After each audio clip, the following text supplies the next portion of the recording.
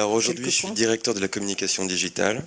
Donc ça couvre tout l'aspect web, réseaux sociaux, production audiovisuelle, et ce sur les 3 campus de l'école. Donc nous sommes localisés à Fontainebleau, comme vous l'avez dit, à Singapour, mais aussi à Abu Dhabi. Chaque audience, et à l'INSEAD, donc on a un portfolio de ce qu'on appelle Degree Programs, qui est MBA, Executive MBA, Master in Finance.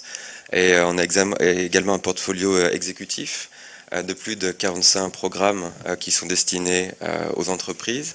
Et ça, c'est autant d'audiences qui sont à l'INSEAD et qui transforment de façon différente. Donc l'une des clés, c'est d'être à l'écoute de ces audiences et de s'adapter et d'adapter les outils pédagogiques en conséquence. Et on se rend compte que pour chacune de ces audiences, parfois, il y a des grandes différences.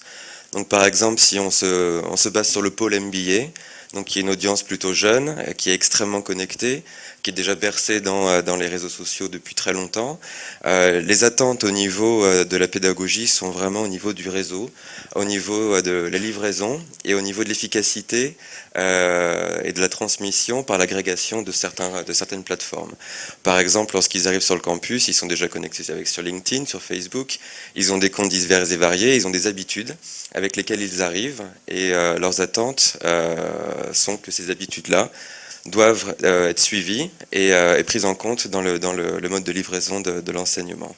Donc par exemple, on a mis en place il y a 3 ans une plateforme collaborative qui sert non seulement à mettre les étudiants en contact lorsqu'ils sont sur le campus et hors du campus, et qui est également une plateforme qui a été mise à disposition pour les professeurs pour pouvoir collaborer et échanger en temps réel avec les étudiants MBA.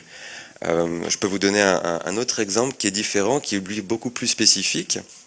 Lorsqu'on a voulu se digitaliser au niveau Executive Education, on s'est dit, tiens, on va introduire les iPads dans l'amphi, absolument.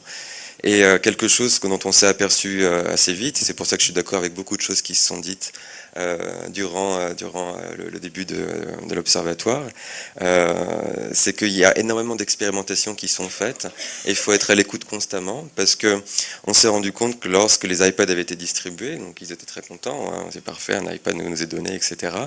Mais que l'expérience pédagogique, ils voulaient également l'avoir sur leur laptop en fonction de la tranche d'âge, sur papier.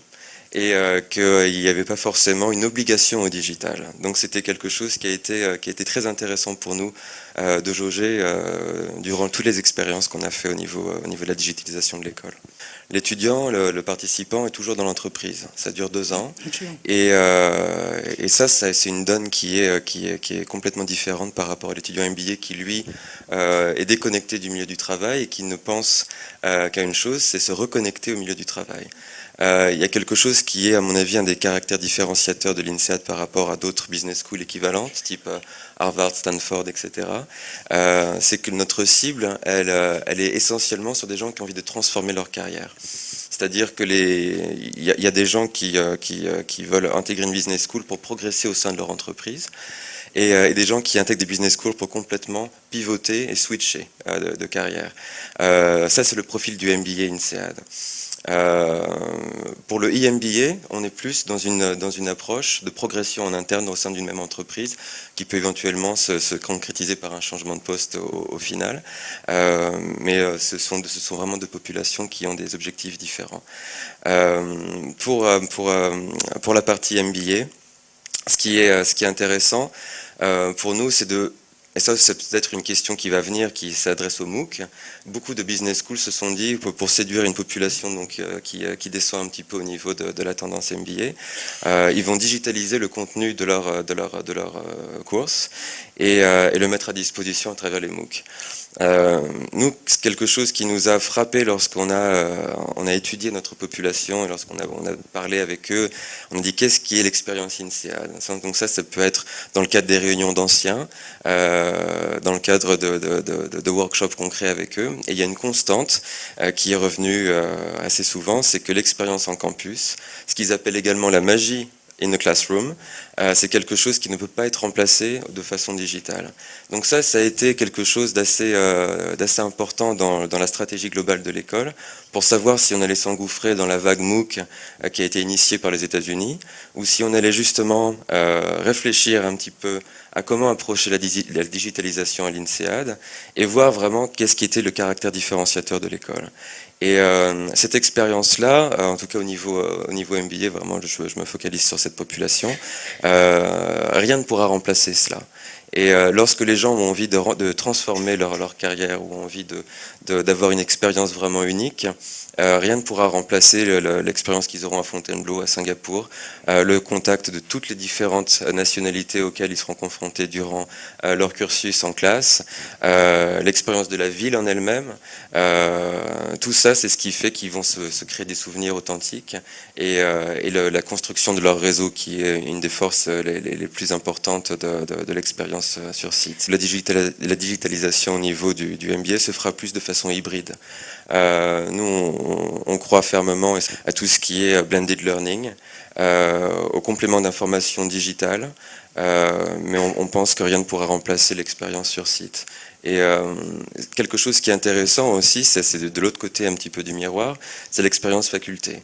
Comme vous imaginez, lorsque quelqu'un qui crée une connexion dans un amphi avec des participants, il y a quelque chose d'assez unique qui se passe. Retranscrire ça de façon digitale est extrêmement difficile. Donc je ne sais pas si vous avez vu dans l'exemple, l'un des choix qui a été fait même au niveau hybride du blended learning, c'est de reconstituer une classe. Ne serait-ce que pour mettre le professeur dans cet environnement dans lequel il est à l'aise et de recréer cette magie dont je vous parlais qui est palpable lorsqu'on est sur site. Mais le blended format est quelque chose auquel INSEAD croit fermement. Alors il y a des professeurs bien évidemment qui sont très enclins à être devant une caméra, qui ont une grande aisance. La plupart de nos professeurs sont des gens qui ont publié des best-sellers, qui sont habitués à passer derrière une caméra, mais d'autres non. Et en fonction des spécialités académiques dans lesquelles ils sont, parfois on a l'obligation à l'INSEAD et la volonté également de les préparer à la digitalisation, notamment dans les supports de cours qu'ils ont, donc les faire évoluer, passer d'un format PowerPoint à quelque chose de beaucoup plus mobile, de synthétiser également le format et puis d'opérer une dichotomie dans ce qui va être rendu au niveau de la classe physique et de ce qui va être traité au niveau du digital. Donc c'est repenser l'outil pédagogique. Chaque professeur a des outils digitaux sur lesquels il se sent mieux. Donc il faut être à l'écoute également non seulement de nos populations sur site, nos étudiants, mais également de nos facultés. Ça c'est un rôle qui est intéressant par rapport à celui qu'on occupe à l'INSEAD, c'est qu'il faut être à l'écoute de l'audience client, donc tout ce qui est customer sur site, mais également nos principaux acteurs et ceux qui sont les responsables de la réussite de l'école, c'est à savoir nos facultés. Donc il faut également les accompagner eux dans une transition digitale. Quelque chose auquel on croit fermement et qui marche très bien. On a déjà eu deux clients qui sont Microsoft et Accenture qui ont été exposés à ce format de blended learning. Ça c'est quelque chose sur lequel la sauce prend très très bien. Tout l'aspect de s'imprégner des objectifs de leur entreprise, d'adapter les cours en conséquence, la portabilité, le fait qu'on arrive à avoir des taux de completion rate qui soient extrêmement hauts par rapport à des MOOC généraux, ça c'est quelque chose qui nous encourage à continuer dans les compagnies spécifiques et à expérimenter, à décliner un peu plus sur les aspects Open Programme et voire MBA pour une solution hybride dans le futur. Un des partis pris qui a été décidé lorsqu'on a lancé ce format pour Microsoft, c'était de cibler le middle management. Parce que d'un point de vue de transformation digitale, ce sont les acteurs clés de cette transformation. Et c'est quelque chose qui a énormément pris. On a eu 8000 personnes qui ont été exposées chez Microsoft à ce format. Encore comme je l'ai dit, des taux de completion qui ont été extrêmement hauts, des taux de satisfaction qui étaient extrêmement hauts. Donc ça a été un franc succès dès le départ. La digitalisation qui s'est opérée au niveau des programmes spécifiques pour l'INSEAD, c'est plus sur le mode de transmission. Quelque chose que moi j'ai trouvé fascinant par rapport à ce qui a été dit également auparavant, c'est que lorsqu'on y réfléchit bien, la révolution digitale a amené à repenser un petit peu le leader et la place du leader dans l'organisation. Et c'est quelque chose qui n'est pas si nouveau que ça par rapport à ce que l'INSEAD enseigne. Il y a des cours à l'INSEAD qui sont basés sur ce qu'on appelle Fairness in Leadership, qui prennent leurs racines dans des exemples aussi vieux que celui de Napoléon qui part en campagne, ce qui est un cours très, très phare à l'INSEAD, ou des exemples un peu plus récents au début des années 80, avec des innovation process de IDEO par exemple. Donc ce sont des choses qui sont enseignées, qui ont pour vocation de faire réfléchir à un autre type de leadership. Ce que le digital crée aujourd'hui, c'est une limitation dans le choix de quel genre de leader on veut devenir demain. Donc au niveau du contenu, ce qui est vraiment intéressant, c'est que la digitalisation accompagne avec quelque chose qui est formel, le fond du contenu qui lui est identique depuis quelques temps. Donc par exemple, on a un cas d'étude moi, que j'aime beaucoup, qui est celui de Gore-Tex, qui est un cas qui est communiqué à l'INSEAD, qui est enseigné à l'INSEAD depuis très longtemps. Gore-Tex, il y a une spécificité dans cette entreprise, c'est que tout le monde est au même niveau, tout le monde est associé, la pyramide hiérarchique n'existe pas, et tout le principe de leadership se réfère au talent en fonction des objectifs et en fonction du moment. Donc le rôle du leader, à un moment donné, parce que le leadership change en fonction des objectifs, c'est d'identifier quels sont les talents qui vont permettre d'honorer les objectifs et de les livrer d'une façon la plus rapide possible.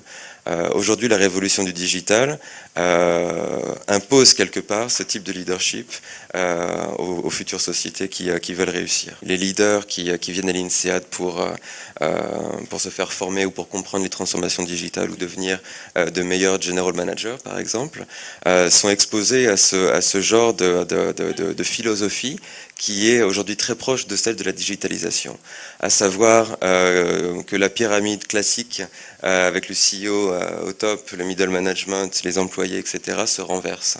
Et c'est les encourager justement à embrasser ce travail collaboratif que les réseaux sociaux, que la digitalisation met également à disposition aujourd'hui dans les entreprises. Donc c'est leur montrer qu'aujourd'hui on a les outils pour faciliter et pour accélérer cette transformation-là, mais que le corps de l'enseignement, le corps du leadership tel qu'il est enseigné à l'INSEAD est le même depuis très longtemps. Et que ce sont des exemples avérés de réussite mondiale au niveau des compagnies, des entreprises. Donc c'est vraiment mettre en exergue avec des exemples concrets comment, avec des process enseignés, on peut arriver justement à transformer un type de leadership classique dans un autre type de leadership. Ce qu'on essaie de faire au maximum, c'est d'inviter des gens qui ont eu des success stories dans le digital ou dans d'autres types d'activités et de partager leur savoir avec les étudiants. Ce que la digitalisation facilite, c'est l'accès à ces anciens, la communication entre les étudiants sur campus et les anciens pour qu'il y ait une valeur créée qui soit mutuelle.